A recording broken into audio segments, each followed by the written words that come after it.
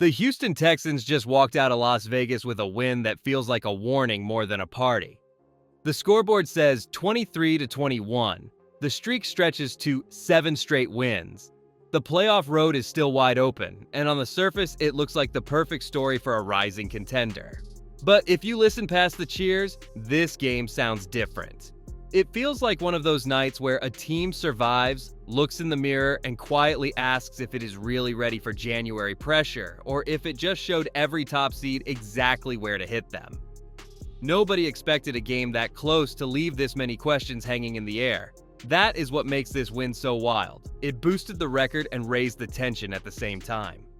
What kept Houston alive was not a clean performance. It was star power punching through when the game started to wobble.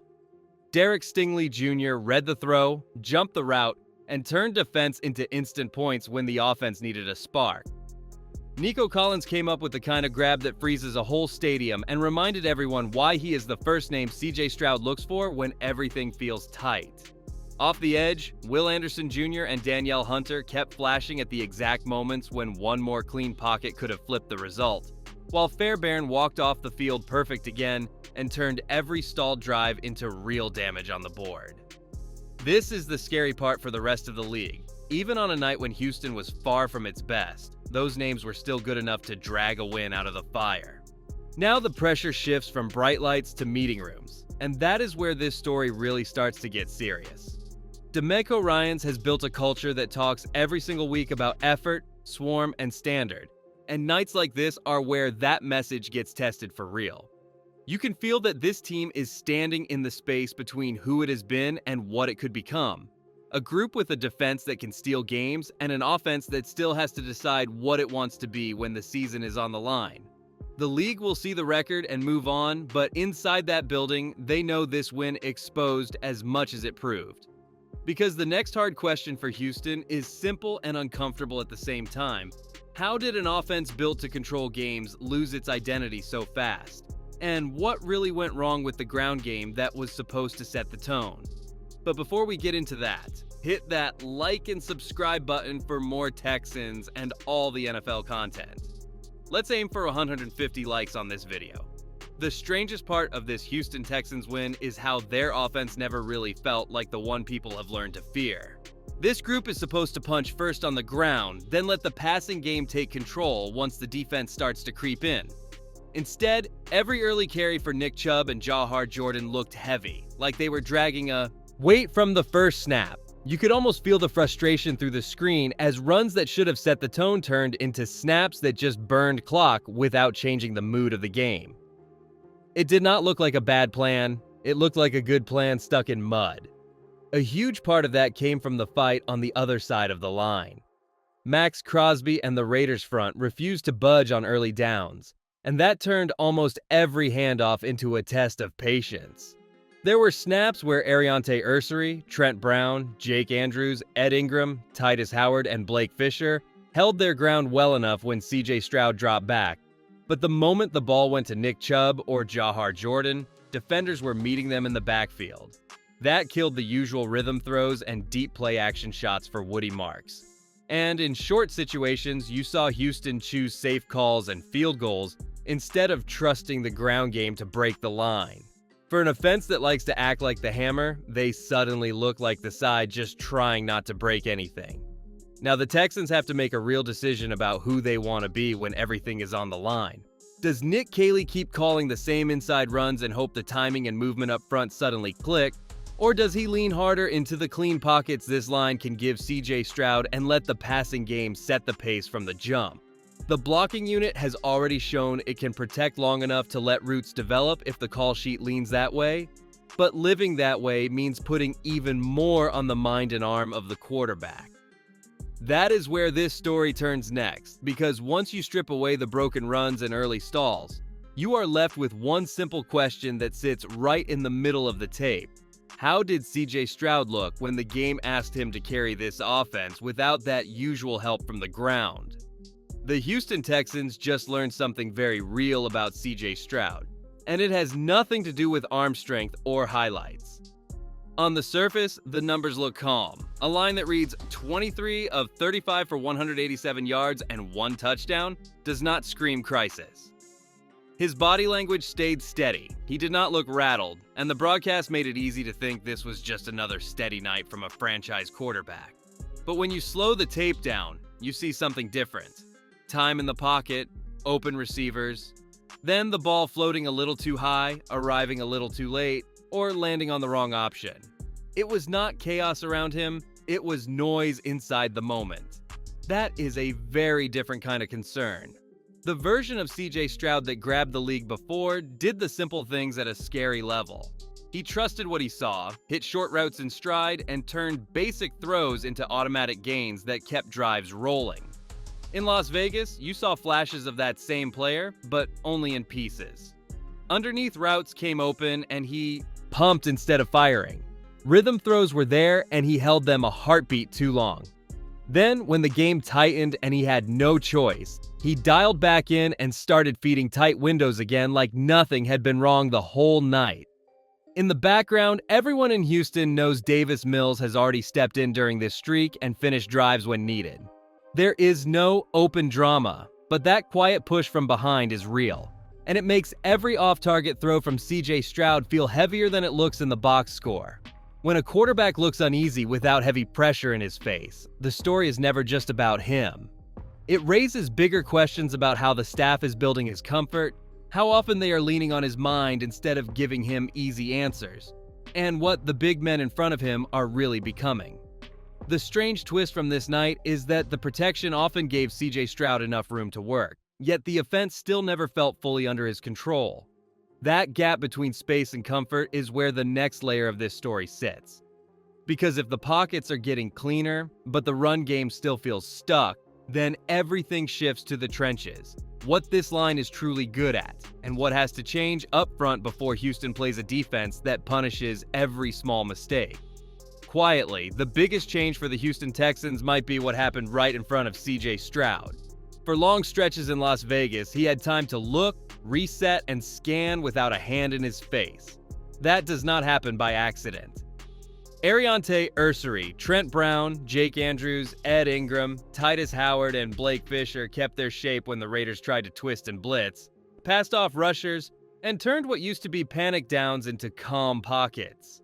It felt strange to see the ball leave late or land off target while the jersey in the backfield stayed clean, because that is the opposite picture Texans fans remember from rough years up front. If this level of protection holds, it gives the staff a new base to build from, a front that can let the passing game grow on its own. The problem is that the same group looked like a different line the moment the ball went to Nick Chubb or Jahar Jordan. Instead of rolling defenders off the line, they were catching contact and trying to hold ground. Interior blocks from Jake Andrews and Ed Ingram did not clear clean lanes. Inside work from Titus Howard still looked like a player learning a new world. Powerful in pass sets, but not yet smooth when he has to climb and find linebackers. Trent Brown can still sit down on a strong rusher, but trying to seal the edge on outside concepts looked like a grind. That is why runs that should have set up shots for Woody Marks just faded into the pile, and short calls near the sticks felt like guesses instead of plays the whole sideline trusted. The gap between how this line blocks for throws and how it blocks for the ground game is now too clear to ignore. All of that drops a hard question on DeMeco Ryans and Nick Caley. Do you treat this as a true pass-first front and shift more of the load onto CJ Stroud? Or do you change pieces and roles until the inside push finally matches the protection? Maybe that means another strong body in the middle. Maybe it means a different plan for how often Titus Howard moves inside. Maybe it is as simple as living in calls that suit what these six do best. Whatever the answer is, it has to come fast, because the offense is not the only side walking a thin line in the trenches.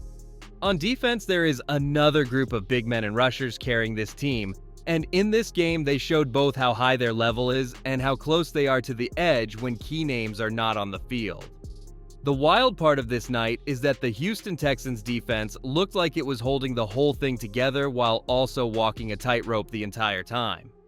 When momentum started to tilt, it was Derek Stingley Jr. jumping a route and taking it back for a score that flipped the mood from tense to alive. On the edges, Will Anderson Jr. and Danielle Hunter kept crashing in at the exact moments when one more clean pocket could have turned into a huge throw for the Raiders. And inside, Sheldon Rankins and Tommy Togiai fought through traffic to keep runs from completely breaking loose. It felt like every big stop came from a familiar name reaching just a little deeper, which is both inspiring and a little scary, because it shows how much this group already has to lean on its stars just to keep control. You really saw the strain once Azeez Al-Shaair left the picture, and the middle of the field became a different world. Henry To'oTo'o and EJ Speed stepped in and battled hard, but there were snaps where pursuit angles were off by just enough, and a simple check down to Ashton Jeanty turned into a long run that ripped energy away from the Texans side of the stadium. This same defense had just come out of a week where Trey McBride found soft spots in coverage, and now they had to handle tight end threats like Brock Bowers and Michael Mayer near the goal line. Credit to Matt Burke and the secondary for tightening that part up, with Callan Bullock sliding closer to the box, Miles Bryant and Jalen Reed handling space with more control, and Kamari Lassiter, Derek Stingley Jr., and Jalen Pitre closing windows, so those tight ends never fully took over. Even with that improvement, you could feel how much they missed fresh bodies like Tim Settle and Mario Edwards Jr. inside, because without that rotation, every long drive took a little more out of the front. That is what makes this performance feel both impressive and fragile at the same time. A defense that can change games but is clearly playing close to its limit when key names are not out there. They did enough to keep the Texans in position to win, they created points on their own, and they once again carried a huge part of the load during this streak, yet the missed tackles and long bursts from the Raiders are exactly the kind of cracks smart offenses will aim at over and over. When a unit is living with that much stress, sometimes it is not a blown coverage that decides everything. It is a single high-pressure snap where the wrong kind of noise enters the picture. In Las Vegas, that breaking point arrived not on a busted assignment, but when a yellow flag hit the turf and turned a desperate stop into a whole new life. And that one moment is where the next part of this story really takes off. Deep in their own end, with the noise rising and the situation screaming punt, it felt like the Houston Texans were one snap away from giving the whole game back. The pass fell incomplete, the Raiders crowd was ready to explode, and you could feel that rush of relief from Las Vegas as the defense jogged off thinking the hard part was done. Then the camera cut back, hands went to helmets, and that yellow flag on the grass turned the whole stadium mood inside out. For one side, it felt like a lifeline dropped from the sky. For the other, it felt like the ground got pulled out from under them. It did not just extend a drive, it ripped the rhythm of the night out of the defense that thought it had finished the job. From the Texans side, that call will always feel like the break that kept their season plan on track. Instead of CJ Stroud standing near his own goal line watching the punt unit jog on, he stayed on the field with fresh downs and a chance to reset. That extra chance turned into time, and that time turned into the ball finding Nico Collins again to close the door when it mattered most. On the other sideline, Raiders fans saw the same replay and shook their heads, because to them, it looked like the kind of hand-fighting and body position that corners like Derek Stingley Jr., Kamari Lassiter, or Callan Bullock deal with every single week. If that flag lands on a Houston defender in the same spot, this fan base would be just as loud. That is the part nobody can really argue about. The emotion around the call is just as real as the impact. Big picture, this is the kind of moment that changes how people talk about a team long after the final whistle. One judgment from an official now lives right next to the names of CJ Stroud, Nico Collins, and Derek Stingley Jr. when fans argue about whether this run is built on discipline, luck, or some sharp mix of both. The Texans did not control that flag, but they did control everything that came after, staying calm, avoiding their own meltdown, and finishing the game without giving the crew another reason to step into the story. That response matters, because in a crowded conference where seeding and matchups can swing on a single result, a break like this does more than save one night in Las Vegas. It moves the pieces on the whole board and sets up the pressure that waits in the wider AFC race. Across the AFC, this escape in Las Vegas did not happen in a quiet corner. While the Houston Texans were hanging on against the Raiders, Teams like the Jacksonville Jaguars, Buffalo Bills, New England Patriots, and Los Angeles Chargers kept pushing their own cases. You look at the conference right now, and it feels less like a simple ladder and more like rush hour. Every small move forcing everyone else to squeeze into a new lane. One tight win from Houston changes who might have to fly across the country in January, who gets a home crowd, and who has to walk into a stadium where the noise feels like a storm. That is the hidden cost of playing with fire. You keep your record strong, but you also erase any cushion for a bad week later. The quarterbacks at the top of this conference make that picture even tougher. Trevor Lawrence is driving a Jacksonville run that suddenly looks like a real threat for the top seed. Justin Herbert has a Chargers attack that punishes every lazy snap and every soft coverage. Drake May is turning New England back into a problem in big games, stacking comebacks and calm late drives. Those are the names CJ Stroud will be judged next to for the next few years, not just on highlights, but on how they carry their groups when nothing feels clean. Every time Houston squeezes out a close one, it changes which one of those passers they might have to see first when the tournament starts, and whether they are doing it in battle red at home or walking into someone else's noise. For the Texans, the math is cruel and simple at the same time. Catching Trevor Lawrence and the Jaguars now depends on help from teams like the Indianapolis Colts and Tennessee Titans, while DeMeco Ryans still has to guide his group through meetings with players like Justin Herbert, who will copy every weakness the Raiders just put on film. The wildcard lane is even more crowded, with the Bills and Patriots fighting to shape who faces a complete group like Baltimore and who draws a slightly cleaner opening matchup. That is why this win feels so important and so dangerous at once. It keeps Houston right in the middle of the race. But it also means the next stretch offers almost no room for mistakes. Which leads to the real question hanging over the building now. What changes can this staff make before they see the Chargers that turn this from a survival story into a clear plan for how Houston wants to play when the stakes spike again? The crazy thing about the Houston Texans right now is how close they are to something much bigger than just a nice season. You look at this roster and you see real star power on both sides of the ball, names like CJ Stroud, Nico Collins, Derek Stingley Jr., Will Anderson Jr., Danielle Hunter and Fairbairn, and a coaching staff with DeMeco Ryans and Matt Burke that already knows how to build a standard. Yet they still have not played a full game that feels like their true ceiling. That win in Las Vegas showed it perfectly. The record looks strong. The streak stays alive, but the details say they are only scratching the surface. That gap between what they have and what they show is not a reason to panic. It is a map of what needs to change. Before a team like the Chargers walks into their schedule and tests every weak spot at once. On offense, the fixes are not about blowing everything up. They are about tightening the core pieces that already work. Nick Chubb and Jahar Jordan need clearer tracks, which means turning that interior group of Jake Andrews and Ed Ingram into a unit that comes off the ball with the same confidence they show in pass sets. Titus Howard has to settle into the spot that lets his strength show without asking him to think through a new world on every snap. Ariante Ursery, Trent Brown, and Blake Fisher already proved they can keep CJ Stroud clean. Now the call sheet from Nick Caley has to lean into that without forgetting the ground game.